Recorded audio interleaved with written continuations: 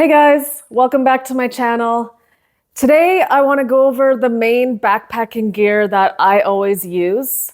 So lately I have been going through all my bins as I've been traveling a lot around Vancouver Island, so everything has been in storage bins. So I have been getting everything out and organized, and I thought, well, I want to come on here and tell you guys about the gear that I use. And I'm going to even review some of the main stuff as well and let you know if I recommend it or not. And I don't have a trip planned quite yet, so I don't have things out like my clothing or food, just the main gear to show you guys. And I will still touch on that later. All right, so let's get into it. So first of all, obviously, the most important thing is, what are you going to carry everything in? So this is my backpack that I've had for 5 years.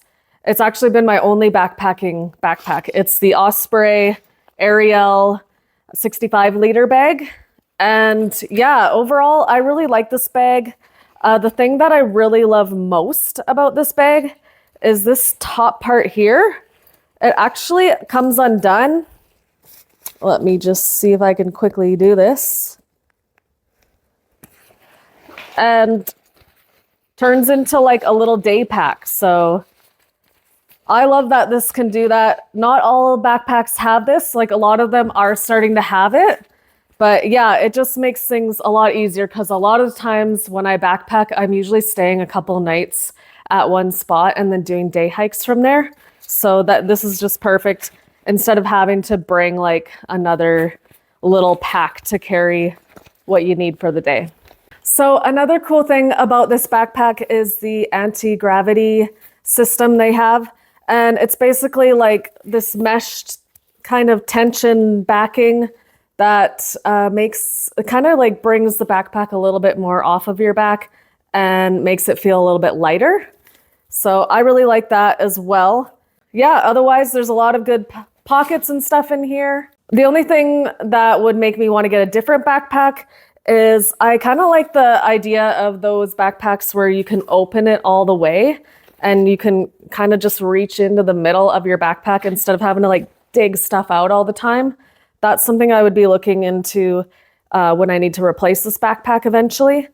And then the other thing to consider is that this weighs about 5 pounds. So there's other backpacks that weigh around 3 pounds. And as I'm getting more and more into backpacking, I'm always looking for ways to cut weight down. So that would be the cons of this backpack. Okay, next up, let's talk about sleep system. So over here, I have my tent. So this is the MSR Elixir 2 tent. It weighs around like 5 to 6 pounds, I believe.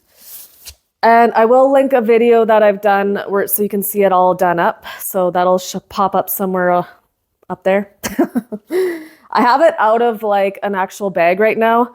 I need to get a new compression sack for it. So what I normally do is I keep the poles separate, and then I put this main part into a compression bag, and it gets way smaller. So it takes up way less space when I do that. And yeah, and if I'm also, the nice thing about having the poles separate as well is a lot of the times I'm sharing with someone, so it's a good way to split up the weight of the tent as well. So like I would just maybe give someone the tent poles they could carry, and then I would carry the rest of the tent. Yeah, so there are, I really love MSR tents. A lot of people do complain about the Elixir being more on the heavier side. So if you are wanting a lighter version, you can go with the Hubba Hubba. It's just obviously the price point's going to be a lot higher for that one. All right, next up is my sleeping bag. It's a down sleeping bag. It's by Big Agnes. It's the women's Greystone -7 degree bag. And normally I put it in a compression sack, get it really small for my bag. But I just have it out loose right now because I always store it out of the bag because that's what you're supposed to do with down sleeping bags. And yeah, I really love this sleeping bag. It's one of those like mummy sleeping bags. Super warm. Yeah, I'm really happy with it. So I do recommend it. And by the way, I will have links for everything that I'm talking about in the description. and the full names. So you can check it out there below. Okay, next up, we got my sleeping pad. It's the Climate Insulated Static V sleeping pad. I believe it has an R value of 4. And you know what? Honestly, I used to really love this sleeping pad. I used to find it super comfortable. But over the couple years that I've had it, well, I've actually had it for 5 years now. My back is just like, does not want anything to do with this sleeping pad anymore. So I am not sure what I'm going to do this year. I think I'm still going to bring it, and I think I'm going to add to it one of those like fold up pads that you see people bring. They usually strap it on the outside of their bags. So I've heard if you pair it with that, then you can make it a bit comfier. Just because I'm going away traveling for a while, I don't really feel like investing in like a brand new sleeping pad that I know is going to be really comfortable for my back. Like I've heard that like the Nemo sleeping pads are super comfy. So, but those are like a couple $100, and that's just for me right now. I'd rather just grab like a $50 little foam pad that's light that I can add to this and hopefully be more comfortable. So yeah, that's my sleeping pad. Like I said, I used to really like it. The price point's great. It's usually around like $150. So yeah, it's just not really working for me anymore.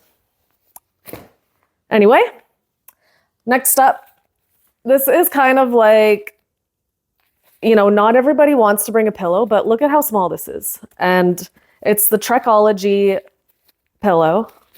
It inflates like super quick. And guys, it is so comfortable. I absolutely love this pillow. And it's only like $20 on Amazon. So I'll definitely link this below. It's got one of those straps too that you can just strap onto your sleeping pad. And yeah, I always recommend this to people. Like $20, come on. Totally worth it in my opinion, instead of doing the method of like using your clothes as a pillow. So that's that. Let's move on to my safety type supplies. So we got here bear spray. Like I live in the Pacific Northwest, British Columbia. There's bears here, so we need bear spray. That's an absolute must. And a first aid kit. Obviously everything you need in here in case anything happens and you need first aid.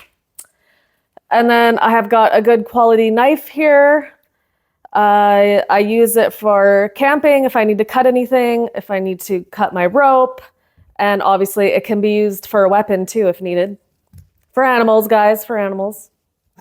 And then this is my satellite communicator device. It's a Zoleo.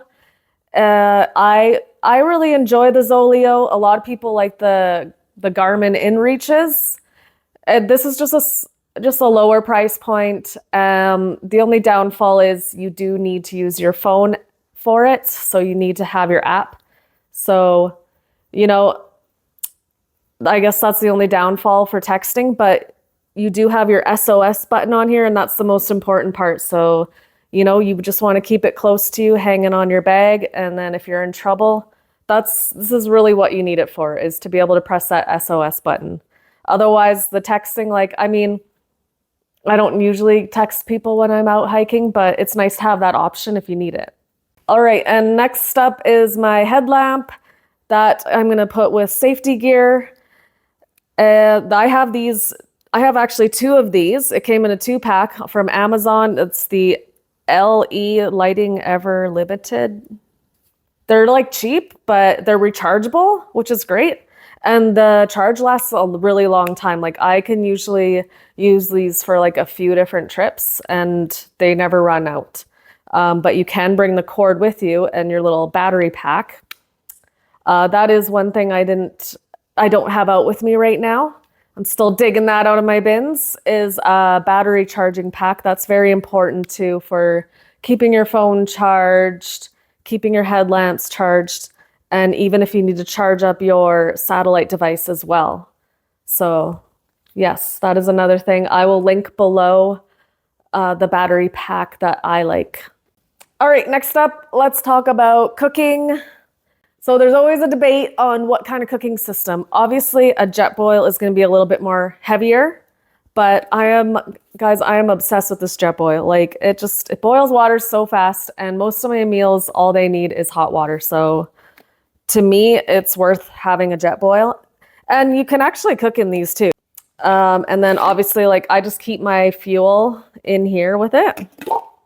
I love it. Honestly, it's worth the extra weight, but you can always go with like a little pocket stove and a little pot, and it might weigh a little bit less, but yeah, jet boil, it's worth it, guys. Ow, sitting on my knees hurts. All right, and for my food, I have my little utensils and plates and cups in here. So I like to have like a collapsible mug. This is the Sea to Summit mug. And there's even like cheaper versions too. Some people say they've used like dog bowls, the collapsible dog bowls they'll use as cups, or they'll even use it as dishes. So you can get those for super cheap at the dollar store. Honestly, you don't need anything fancy. Like you don't need Sea to Summit. Just go on Amazon or go to the dollar store and get something there. This was something I found on Amazon. I'm not even sure what the brand is. Probably one of those like kind of no-name brands. Yeah. But yeah, it just comes out right into a bowl. So I usually have like my oatmeal in there or a meal. And then here is a spork that I use that folds up. This one is the MSR one. Again, honestly, like it's utensils. Buy whatever works. It can be cheap. And then, yeah, like I mentioned, I'm not going on a trip yet, so I don't have all my food out or anything.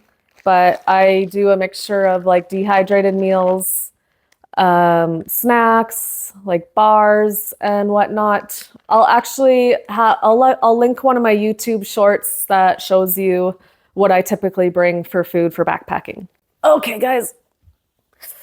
I gotta stop sitting on my legs. Okay, next up, let's talk about water. So I always have an Nalgene water bottle, at least one of these, if not another one, and a water filter. So my favorite water filter is the Catterton Be Free water filter. I'll link that one below too. I'm kind of panicking right now because I can't find it. And I know that it's somewhere with my stuff. I just don't know where it is. And hopefully I find it because otherwise I got to go buy a new one. Water filter, or you can use those water purification tabs. But those can taste nasty. So honestly, it's just worth it to get a filter. The water filter is great because depending on what trail you're on, as long as there's a water source along the way, then you can just filter water there. So either creeks or lakes. And then you don't have to carry as much water because water is super heavy to carry in your backpack. So any way that you can reduce weight, water especially, is key. All right, so that's kind of like the main gear. And then obviously other than food, I need my clothes and clothing. I try and do as like minimal as possible as far as like outfits. You know, I have one basic like merino layer shirt and pants that will be for like my pajamas. So I always recommend having one outfit that's meant for sleeping and then one, maybe two outfits, depending on how long your trip is, that's meant for your day hikes. Because yeah, you don't want to sleep in sweaty clothes. That's the quickest way to get super cold. Because yeah, even here in BC when it's like 30 degrees out in the summertime, when you're up in the mountains, the temperatures still drop down to like sometimes down to 0 or even colder at night. So yeah, you don't want to be going to sleep wet. Yeah, and then I usually keep my clothes in like either a Ziploc bag that I reuse or a bag like this. Just one of these random little 10-liter sacks. This one actually I usually use for my food, so I have that out. So when I do have all my food, I put them in Ziploc bags and then I put them in here. And then, yeah, and then I'm able to put them in the food caches like this. And otherwise, I have ropes in case I need to hang it. A lot of the times I end up camping where they have the actual like caches, which is nice.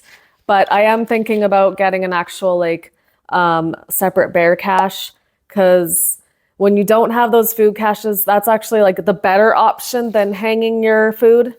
But this still works as well.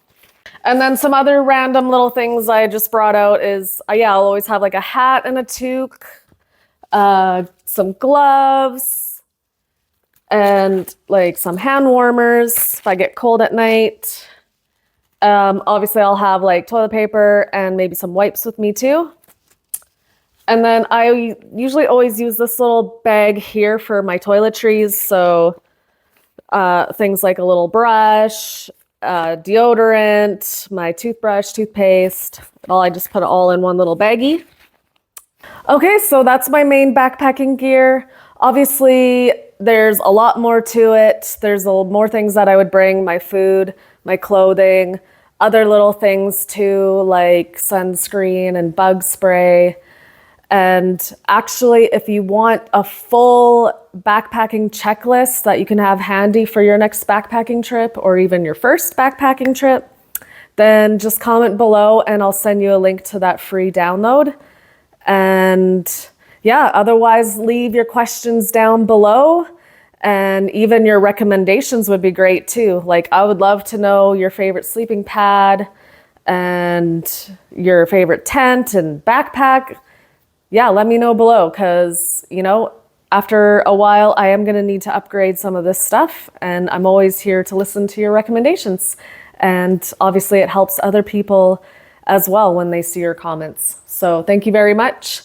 And if you liked this video, please like it and please consider subscribing. I talk all about backpacking, hiking, camping, travel, and my crazy nomad life. So yeah, I'd love for you to follow along on the adventures. Thanks again for watching.